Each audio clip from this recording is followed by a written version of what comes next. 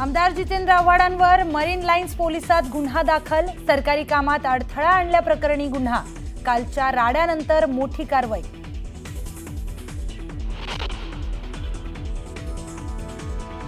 विधान भवनातील कालच्या राड्याप्रकरणी दुपारी 1:30 वाजता चर्चा।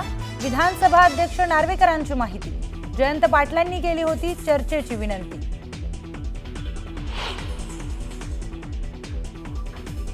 कार्यकर्ता देशमुखला अटक केल्यानंतर जितेंद्र आव्हाड आक्रमक। पोलीस ठाण्यासमोर केलं आंदोलन।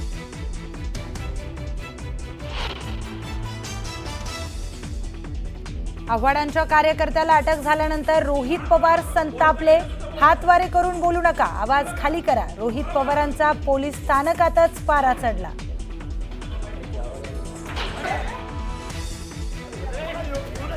विधान भवनात काल जे घडलं ते अत्यंत वाईट। तर अधिवेशन काळात एवढे लोक येतातच कसे? कालच्या राड्यानंतर भास्कर जाधवांचा थेट सवाल।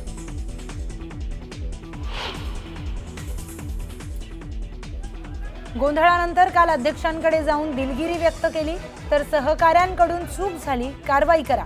कालच्या राड्यानंतर गोपीचंद पडळकरांची प्रतिक्रिया।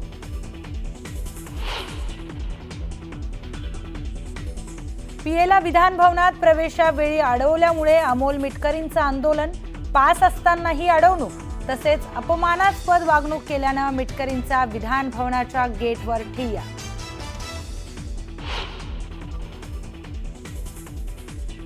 सरकारमध्ये थोडी जरी साधन सुचिता शिल्लक असेल तर स्वतःच्या लोकांवर कारवाई करून दाखवा। विधान भवनातील राड्यानंतर राज ठाकरे संतापले।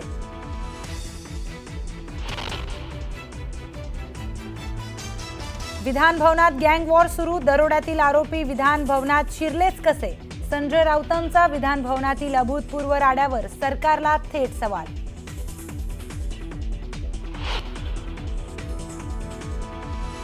विधान भवनात अभ्यंगतांना प्रवेश नाही, फक्त विशेष परवानगी पत्र असल्यावरच प्रवेश मिळणार। कालच्या राड्यानंतर विधान भवन प्रशासनाचा मोठा निर्णय।